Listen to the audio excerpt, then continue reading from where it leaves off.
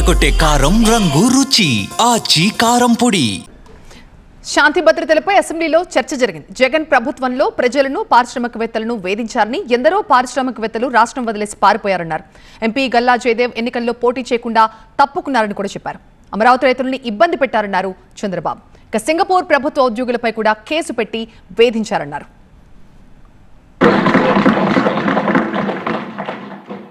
నిన్నే బ్రహ్మోత్సవాలకు వెళ్ళాను. ఓసారి మనం కూడా మనుషులం కాబట్టి ఆలోచిస్తూ ఉంటాం. 2003 తిరుపతిలో సిమ్స్లో నేను ప్రాణదానం కార్యక్రమం స్టార్ట్ చేశాను.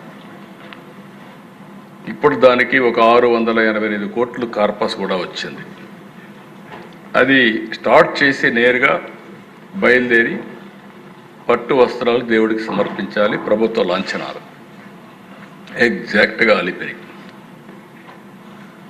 ఇప్పుడుండే అలిపిరి గేట్ ఏదైతుందో అక్కడ, అప్పుడు నేరో రోడ్డు. అదే అక్కడ వేరాక నా కారుకి యాక్సిడెంట్. ఐ థాట్, నాకు తెలియదు, నేను ముగ్గురు ఎమ్మెల్యేలు ఉన్నాను, రాజశేఖర్ రెడ్డి, గోపాలకృష్ణారెడ్డి, కృష్ణమూర్తి.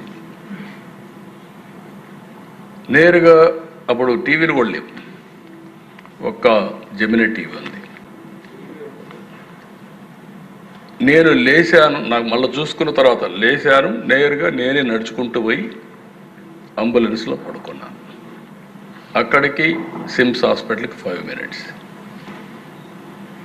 నేను అక్కడ పోయి పడుకున్నాక ఆ దిశ స్ట్రెచ్చర్లో తీసుకెళ్తున్నారు. మెలకు వచ్చాను. మెలకు వస్తే చుట్టుపక్కల ఆ పక్క చూశాను. కలెక్టర్, ఎస్పీ ఇద్దరు ఉన్నారు. అప్పుడు చూసి కలెక్టర్ని, ఎస్పీని అడిగాను, ఏం జరిగిందన్న. బ్లాస్ట్ సార్, నక్సలైట్స్ బ్లాస్ట్ చేశారు అన్నాడు. అప్పుడు నాకు రీకలెక్షన్ కూడా, అంటే ఆ స్పరాది మూమెంట్ ఏం జరిగిందో తెలియదు.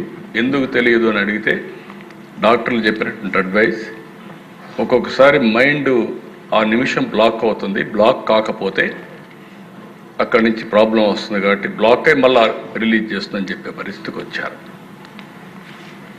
అలాంటి సంఘటనలో 23 క్లేమోర్ మైన్స్ బ్లాస్ట్ చేస్తే నేను బయటపడ్డానంటే, నిన్న 22వ సంవత్సరం 23వ సంవత్సరం మళ్ళీ వెంకటేశ్వర స్వామికి పట్టు వస్త్రాలు నిర్మించి